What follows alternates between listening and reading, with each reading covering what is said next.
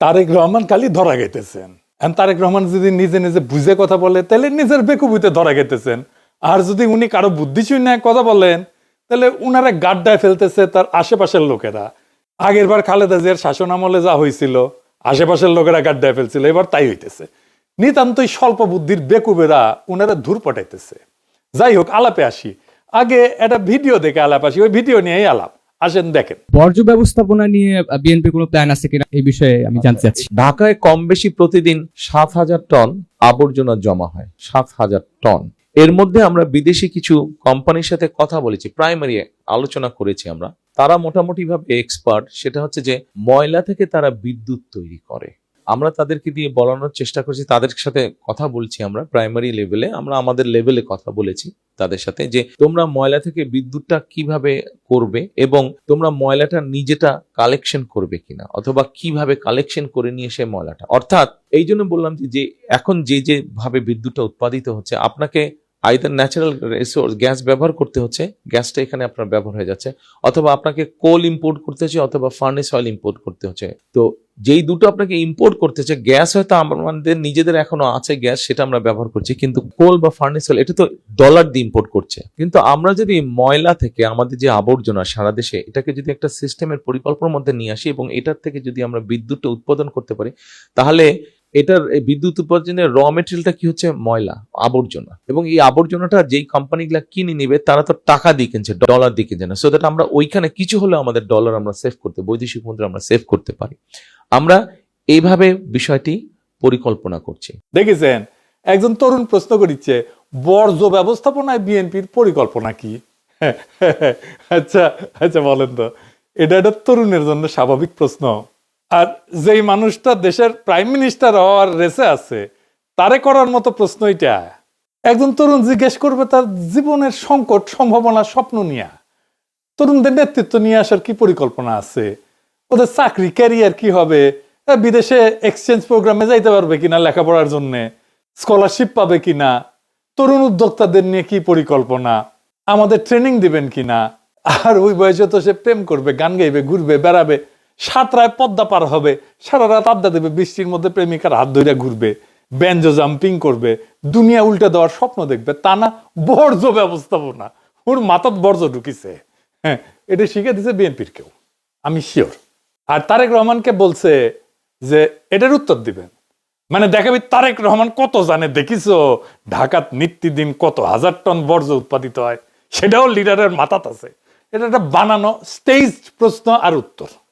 আপনারা আবার এইবার এখন শোনেন, শুনলে বুঝবেন যে এইটা বানানো একটা স্টেজড একটা প্রশ্ন এবং উত্তর। শোনেন। বর্জ্য ব্যবস্থাপনা নিয়ে বিএনপির কোনো প্ল্যান আছে কিনা এই বিষয়ে আমি জানতে চাচ্ছি। ঢাকায় কম বেশি প্রতিদিন 7,000 টন আবর্জনা জমা হয়, 7,000 টন। এর মধ্যে আমরা বিদেশি কিছু কোম্পানির সাথে কথা বলেছি, প্রাইমারি আলোচনা করেছি আমরা। তারা মোটামুটি ভাবে এক্সপার্ট, সেটা হচ্ছে যে ময়লা থেকে তারা বিদ্যুৎ তৈরি করে। আমরা তাদেরকে দিয়ে বলানোর চেষ্টা করছি, তাদের সাথে কথা বলছি আমরা প্রাইমারি লেভেলে, আমরা আমাদের লেভেলে কথা বলেছি তাদের সাথে যে তোমরা ময়লা থেকে বিদ্যুৎটা কিভাবে করবে এবং তোমরা ময়লাটা নিজেটা কালেকশন করবে কিনা, অথবা কিভাবে কালেকশন করে নিয়ে এসে ময়লাটা, অর্থাৎ এই জন্য বললাম যে এখন যে ভাবে বিদ্যুৎটা উৎপাদিত হচ্ছে, আপনাকে আইদার ন্যাচারাল রিসোর্স গ্যাস ব্যবহার করতে হচ্ছে, গ্যাসটা এখানে আপনার ব্যবহার হয়ে যাচ্ছে, অথবা আপনাকে কোল ইম্পোর্ট করতে হচ্ছে, অথবা ফার্নেস অয়েল ইম্পোর্ট করতে হচ্ছে। তো যেই দুটো আপনাকে ইম্পোর্ট করতে হচ্ছে, গ্যাস হয়তো আমাদের নিজেদের এখনো আছে গ্যাস, সেটা আমরা ব্যবহার করছি, কিন্তু কোল বা ফার্নেস অয়েল এটা তো ডলার দিয়ে ইম্পোর্ট করছে। কিন্তু আমরা যদি ময়লা থেকে আমাদের যে আবর্জনা সারা দেশে, এটাকে যদি একটা সিস্টেমের পরিকল্পনার মধ্যে নিয়ে আসি এবং এটার থেকে যদি আমরা বিদ্যুৎটা উৎপাদন করতে পারি, তাহলে এটার বিদ্যুৎ উৎপাদনের র মেটেরিয়ালটা কি হচ্ছে? ময়লা, আবর্জনা। এবং এই আবর্জনাটা যেই কোম্পানিগুলা কিনে নিবে তারা তো টাকা দিয়ে কিনছে, ডলার দিয়ে কিনছে না। সো দ্যাট আমরা ওইখানে কিছু হলে আমাদের ডলার আমরা সেভ করতে, বৈদেশিক মুদ্রা আমরা সেভ করতে পারি। আমরা এইভাবে বিষয়টি পরিকল্পনা করছি। বুঝবার পারছেন তো, এখানে তিনটা গুরুতর সমস্যা আছে তারেক রহমানের। হ্যাঁ, তারেক রহমানের। আমার ক্ষুদ্র ভ্রাতার ভগ্নীরা কবে, দাদা আপনি তো তারেক রহমানের সবকিছুই ধরিচ্ছেন, না ধরে উপায় কি? আওয়ামী লীগকে ফেরাবে, ইন্ডিয়ার সাথে সিস্টেম হয়ে গেছে বিএনপির, আমরা তো বসে থাকতে পারি না। যাই হোক, আসেন একে একে দেখি কি কি ঝামেলা করেছে তারেক রহমান নিজেই। প্রথম ঝামেলা, তারেক রহমানের স্টেটসম্যান বা রাষ্ট্রনায়ক হচ্ছে তো দক্ষতা দেখাতে পারতেছেন না, এখানেও পারেন নাই। উনি মাইক্রো ম্যানেজমেন্ট করতেছেন, মানে বর্জ্য ব্যবস্থাপনা কি হবে সেটা নিয়ে ইনভলভ হইতেছেন। এটা তো রাষ্ট্রনায়কের ইনভলভ হওয়ার জায়গা না, এটা রাষ্ট্রনায়কের কাজই না। ডেটা রাষ্ট্রনায়ক মাথায় রাখে না, তথ্য রাষ্ট্রনায়ক মাথায় রাখে না। ঢাকায় প্রত্যেকদিন কত বর্জ্য উৎপাদন হয় সে ডেটা তো অবশ্যই একজন রাষ্ট্রনায়ক রাখবে না। 2 নম্বর হচ্ছে এই কাজটাও যে করতেছে, এই কাজটা যদি দক্ষতার সাথে করতেন উনি, তাহলে কথা ছিল যে না উনি বুঝেন ব্যাপারটা, বুঝে কথা বলছেন, পরিকল্পনাটা সলিড আছে। তা তো না, উনি বুঝেছেন আদা, ভুল বুঝতেছেন পুরাটা। আর এই কাজটা উনি করতেই পারবেন না, একেবারেই পারবেন না। বুঝায় বলি আসেন, উনি যে একেবারেই বুঝেননি ব্যাপারটা, এটা আসেন আমরা বুঝে দেখি। বর্জ্য দিয়ে বিদ্যুৎ উৎপাদন করে যে পশ্চিমা দুনিয়া, বর্জ্যকে কাঁচামাল ধরে নিয়ে না, মানে এটা বর্জ্য ব্যবস্থাপনার একটা পার্ট। বর্জ্য দিয়ে বিদ্যুৎ উৎপাদন করা, বিদ্যুৎ উৎপাদন সেকেন্ডারি, বর্জ্য ব্যবস্থাপনা প্রাইমারি। ভাত রাখতে গেলে যেমন মার হয়, তেমন একটা বিশেষ পদ্ধতিতে বর্জ্য ব্যবস্থাপনা করতে গেলে বিদ্যুৎ উৎপাদন করা হয়। হাঁটতে গেলে যেমন পেশাব বের হয়, ওই ঠিক ওই রকম। আপনি হাঁটতে গেছেন, পেশাব করতে যান নাই তো, কিন্তু পেশাব হয়।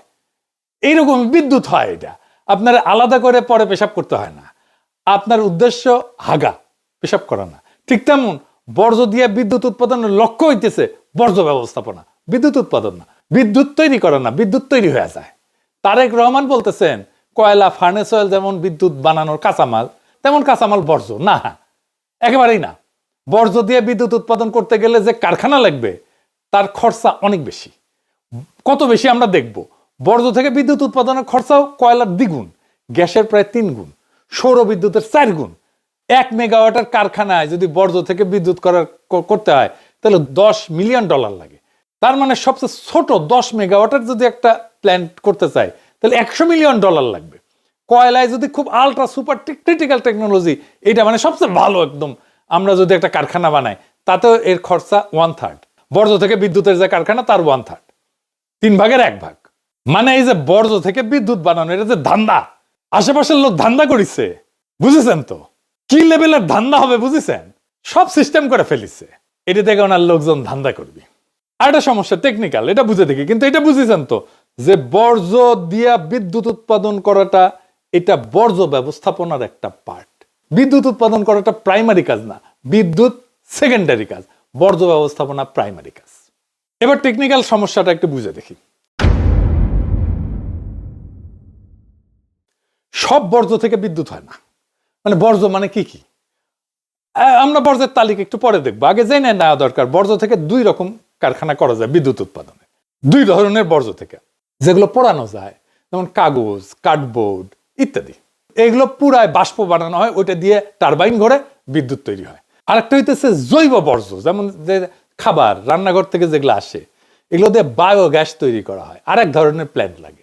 তার মানে 2 ধরনের বিদ্যুৎ তৈরি করা যাবে 2 ধরনের কারখানা থেকে। যেমন ধরেন গৃহস্থালী বর্জ্য, সাধারণ মানুষের দৈনন্দিন জীবনে উৎপন্ন বর্জ্য, হাগামোতা ইত্যাদি ইত্যাদি। খাবারের উচ্ছিষ্ট, ভাত, ডাল, সবজি, মাছ, ফল ইত্যাদি। রান্নাঘরের বর্জ্য, এই যে সবজি তরকারি কাটছে এগুলো। কাগজ, কার্ডবোর্ড, প্লাস্টিক, পলিথিন, বোতল, কাপড়, পুরানো জামা, কাঁচ, বোতল, গ্লাস, তারপর ক্যান, টিন, ছাই, ধুলা, এগুলো বর্জ্য, গৃহস্থালী বর্জ্য। এগুলো জৈব অংশ দিয়া বায়োগ্যাস করা যায়।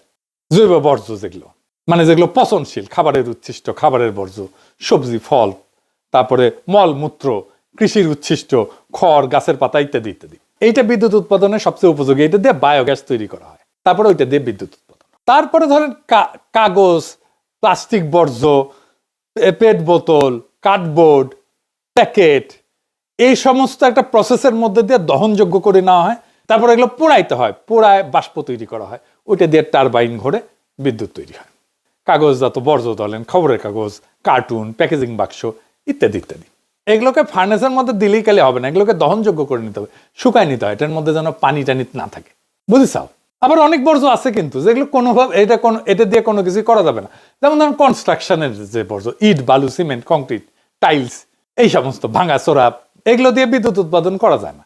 শিল্পের বর্জ্য আছে, ইন্ডাস্ট্রিয়াল ওয়েস্ট, কারখানা থেকে উৎপন্ন রাসায়নিক বর্জ্য, যেগুলো নদীর ফেলে আর কি, দেখেছেন না, তেল, গ্রিজ, ধাতব স্ক্র্যাপ, এই সমস্ত, এগুলো বর্জ্য দিয়ে তো বিদ্যুৎ উৎপাদন করা যাবে না। তারপরে ধরেন একটা ইম্পর্টেন্ট বর্জ্য আছে যেটা পচনশীল, কিন্তু এটা আপনি কিছুই করতে পারবেন না, এটা হচ্ছে চিকিৎসা বর্জ্য, ক্লিনিক্যাল ওয়েস্ট। এটা সবচেয়ে ঝুঁকিপূর্ণ। ব্যবহৃত সিরিঞ্জ আছে, রক্তমাখা ব্যান্ডেজ, প্যাথোলজির বর্জ্য, রক্ত মলমূত্র কপ, ডায়াগনস্টিক সেন্টার থেকে যে সমস্ত জিনিস বাড়ায়, এক্সে ফিল্ম, এগুলোর প্যাকেট ইত্যাদি, মেয়াদ উত্তীর্ণ ওষুধ, এগুলো তো কিছুই করা যাবে না, এগুলো একদম পুড়ায় ফেলতে হয় আলাদা করে। ইলেকট্রনিক বর্জ্য আছে, যেমন ধরেন আপনার মোবাইল ফোন নষ্ট হয়ে গেছে, কম্পিউটার, টিভি, ব্যাটারি, এগুলো বর্জ্য দিয়ে তো বিদ্যুৎ উৎপাদন করা যায় না। তো আমাদের গৃহস্থালী বর্জ্য দিয়েও যদি আমরা বিদ্যুৎ উৎপাদন করতে যাই, তাহলে তো আমাদের আলাদা করতে হবে। তারপরে যাবে কাঁচামাল হিসাবে, মানে জৈব বর্জ্যগুলো একদিকে যাবে, কাগজগুলো আরেক দিকে যাবে, কাঁচ আরেক দিকে যাবে, আমরা তো সবগুলো একসাথে করে ফেলি, তাই না? তো এই সেগ্রিগেশন হয় কোথায়? উৎসে, যেখানে তৈরি হয়, মানে ঘরের মধ্যে, বাসার মধ্যে। আমাদের বাসা তো ইউরোপে আপনি চাইলে এই সবকিছু একটার মধ্যে ভরে নিয়ে ডাস্টবিনে ফেলে দিতে পারবেন না, আলাদা 3 ধরনের ডাস্টবিন আছে। আপনার এখানে 3 ধরনের বর্জ্য 3 ধরনের ডাস্টবিনে আপনি ঘরের মধ্যেই ফেলবেন, আলাদা করবেন, তারপরে যে 3 ধরনের ডাস্টবিনে ফেলবেন। এইটা হচ্ছে সেগ্রিগেশন। এইটা করতে পারলে তখন ওইখান থেকে নিয়ে যে আপনি বায়োগ্যাস বানান, আপনি পুরান, যাই করেন সেটা করেন। এই শিক্ষাটা কমিউনিটিতে থাকতে হবে, এই শিক্ষাটা কমিউনিটিতে শেখাইতে হবে, সময় লাগে। এই সিস্টেম ইমপ্লিমেন্ট করতে কত টাইম লাগবে ভাবেন তো। এখন আপনি বর্জ্য আলাদা করবেন উৎসে। যাই হোক, ফাইনালি বড় সমস্যা যেটা করিছে সেটা আসি, এটার সাথে সার্বভৌমত্বের প্রশ্ন যুক্ত। আমি কালে ওনার বক্তব্য বারবার শুনেছি, উনি বলছেন আমরা বিদেশি কিছু কোম্পানির সাথে কথা বলছি, প্রাইমারি লেভেলে আলাপ করছি, তাদের দিয়ে কাজ করানোর চেষ্টা করছি, আমরা এইভাবে বিষয়টা পরিকল্পনা করছি। আর একবার শোনেন, ঢাকায় কম বেশি প্রতিদিন 7,000 টন আবর্জনা জমা হয়, 7,000 টন। এর মধ্যে আমরা বিদেশি কিছু কোম্পানির সাথে কথা বলেছি, প্রাইমারি আলোচনা করেছি আমরা। তারা মোটামুটি ভাবে এক্সপার্ট, সেটা হচ্ছে যে ময়লা থেকে তারা বিদ্যুৎ তৈরি করে। আমরা তাদেরকে দিয়ে বলানোর চেষ্টা করছি, তাদের সাথে কথা বলছি আমরা প্রাইমারি লেভেলে, আমরা আমাদের লেভেলে কথা বলেছি তাদের সাথে, যে তোমরা ময়লা থেকে বিদ্যুৎটা কিভাবে করবে এবং তোমরা ময়লাটা নিজেটা কালেকশন করবে কিনা, অথবা কিভাবে কালেকশন করে নিয়ে সে ময়লাটা। আমি কিন্তু কোনো একটা শব্দ নতুন করে যোগ করি নাই, কোনো শব্দ বাদও দেই নাই, কারণ এখানে শব্দই সাক্ষ্য। প্রশ্নটা খুবই সাধারণ। তারেক রহমান আপনারাই জিজ্ঞেস করতেছে, আপনি কি নির্বাচিত? আপনি কি সোভারেন স্টেট? আপনি কি সার্বভৌম রাষ্ট্রকে প্রতিনিধিত্ব করেন? আপনি শপথ নিছেন? আপনাকে কি সংবিধানে অধিকার দিছে রাষ্ট্রের হয়ে বিদেশি প্রতিষ্ঠানের সাথে রাষ্ট্রীয় প্রকল্প নিয়ে কথা বলার ক্ষমতা দিছে? এর উত্তর না। তাহলে প্রশ্ন, কোন পরিচয়ে আপনি আলাপটা করলেন, আর কোন বৈধতায় সেটা জনসভায় ঘোষণা করলেন? এটা তো কোনো ব্যবসায়িক আলাপ না। বিদেশি প্রতিষ্ঠানের সাথে রাষ্ট্রীয় প্রকল্প নিয়ে কথা বলা মানে ডিপ্লোমেসি, কূটনীতি। ডিপ্লোমেসি কার কাজ? রাষ্ট্রের। ডিপ্লোমেসি করে নির্বাচিত সরকার সাংবিধানিকভাবে দায়িত্বপ্রাপ্ত হইয়া। আপনি ক্ষমতা প্রার্থী, ক্ষমতার অ্যাসপিরেন্ট, এরা এই ডিপ্লোমেসি করে না। কারণ বিদেশি প্রতিষ্ঠান তো এই কথাবার্তা শুনবে কিভাবে? শুনে মনে করবে যে এই ব্যক্তি রাষ্ট্রের হয়ে কথা বলতেছে। এটা বিপদ। এখানে আর দল নাই, ব্যক্তি নাই, এখানে শুরু হয় ইমপারসোনেশন, মানে রাষ্ট্র সেজে অভিনয় করা। আপনি রাষ্ট্র সেজে অভিনয় করছেন বিদেশি প্রতিষ্ঠানের সাথে। আপনি যদি বলতেন আমি ভাবতেছি বা আমি করতে চাই, এটা আমার ভীষণ, তা কিন্তু বলেন না। উনি বলছেন কথা বলছি, আলোচনা করছি, পরিকল্পনা করছি। উনি আলোচনা করে ফেলছেন অলরেডি, তাদের দিয়ে করানোর চেষ্টা করছি, এই কথা বলছে। এই ভাষা ভবিষ্যতের না, এই ভাষা এমন যে মনে হইতেছে উনি রাষ্ট্রের হয়ে কাজ করতেছেন, চলমান রাষ্ট্রের কার্যকলাপের ভাষা। মানে উনি ডিফ্যাক্টো প্রাইম মিনিস্টার হয়ে গেছেন, বাস্তবে কার্যকর রাষ্ট্রীয় আচরণ করতেছেন উনি। কিন্তু ওনার আইনগত ক্ষমতাই নাই, আইনে ওনার হাতে ক্ষমতা আসেনি, কিন্তু আচরণে ওনার ক্ষমতা চালু হয়ে গেছে। এই ফাঁকটার নাম শ্যাডো স্টেট ক্রাফট, ছায়া রাষ্ট্র চর্চা, রাষ্ট্রবিজ্ঞানের ভাষায়। আইনগত ক্ষমতা ছাড়া ক্ষমতার বাস্তব প্রয়োগ, আপনি এটাই করতেছেন। আর এইটার রাস্তা খুলে দিয়েছে প্রফেসর ইউনূস। এই আর্মি টার্মি এইরকম প্রোটেকশন দিয়ে, রাষ্ট্রীয় প্রোটোকল দিয়ে ওনারা এই কাজটা করে দিছে। এই প্রশ্ন তো শুধু আইনগত না, এটা গণতান্ত্রিক। এই কথাবার্তা কারা জানলো? কিছু বিদেশি কোম্পানি যাদেরকে পছন্দ করে বা যাদের সাথে তার লোকদের, বিএনপির লোকদের গুটু আছে, তারা জানলো ভবিষ্যতে কোথায় ধান্দা করা যাবে। কিন্তু সংসদ জানলো না, নাগরিক জানলো না, ব্যুরোক্রেসি জানলো না, রাষ্ট্রের ইনস্টিটিউট জানলো না। এটা তো পরিকল্পনা মন্ত্রণালয় ছাড় দিবে না, দিবে না তো। পরিবেশ মন্ত্রণালয় ছাড় দিবে না তো। এগুলো সবগুলো চাল লাগবে। অর্থ মন্ত্রণালয় ছাড় দিবে না। কারণ আপনি বেশি খরচা কইরা বিদ্যুৎ বানাইতেছেন, এটা তো এফিসিয়েন্ট না। অর্থ মন্ত্রণালয় কেন ছাড় দেবে? টাকা দেবে কেন? বাংলাদেশের নাগরিক তার ট্যাক্সের পয়সা কেন দেবে? আমাকে বুঝান।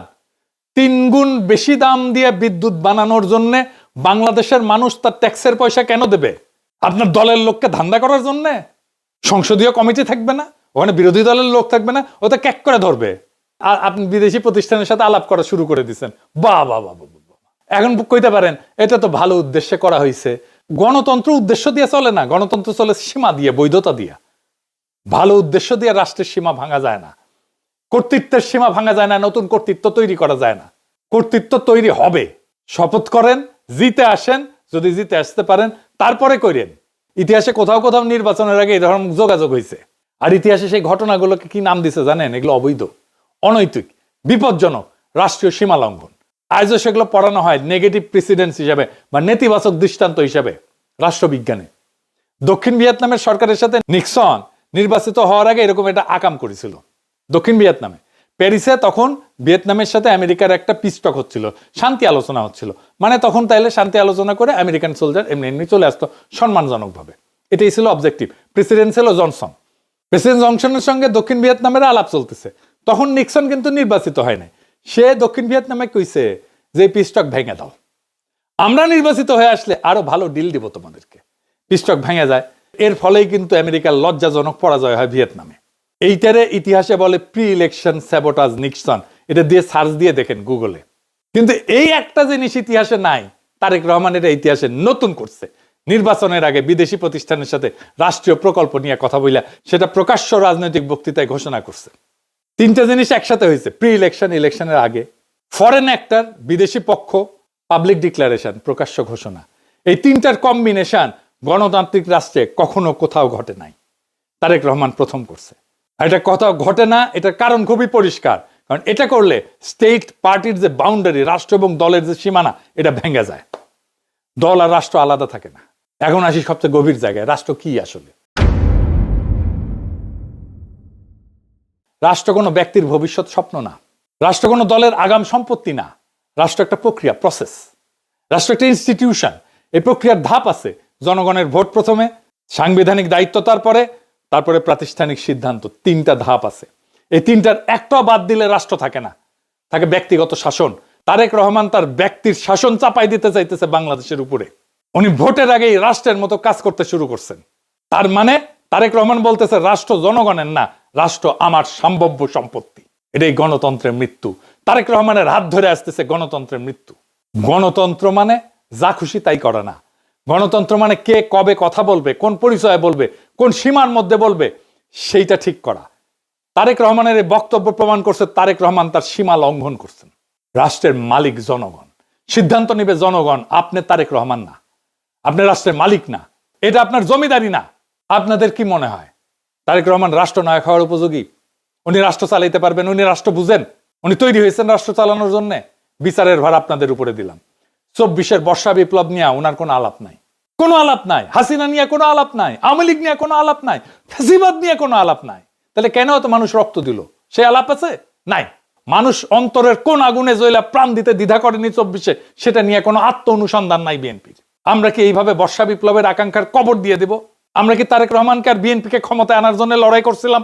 আমাদের বাচ্চারা অকাতরে প্রাণ দিছিল, রক্তে ভাসায় দিছিলাম। রক্তের দাগ কিন্তু এখনো শুকায় নাই। কিন্তু তারেক রহমানের বক্তৃতায় তার কোনো ছাপ নাই। আমরা ওই লড়াই করিনি তারেক রহমান আর বিএনপিকে ক্ষমতায় এনে বসাবো। আমরা তাদের হাতে রাষ্ট্রকে দেব না, কোনোভাবেই দেব না যারা জুলাইকে বিশ্বাস করে না। আমরা তাদের হাতে রাষ্ট্রকে দেব না, কোনোভাবেই দেব না যারা জুলাইকে ধারণ করে না, জুলাইয়ের চেতনাকে যারা ধারণ করে না। আর এই সিদ্ধান্ত নিতে হবে আগামী 12ই ফেব্রুয়ারিতে।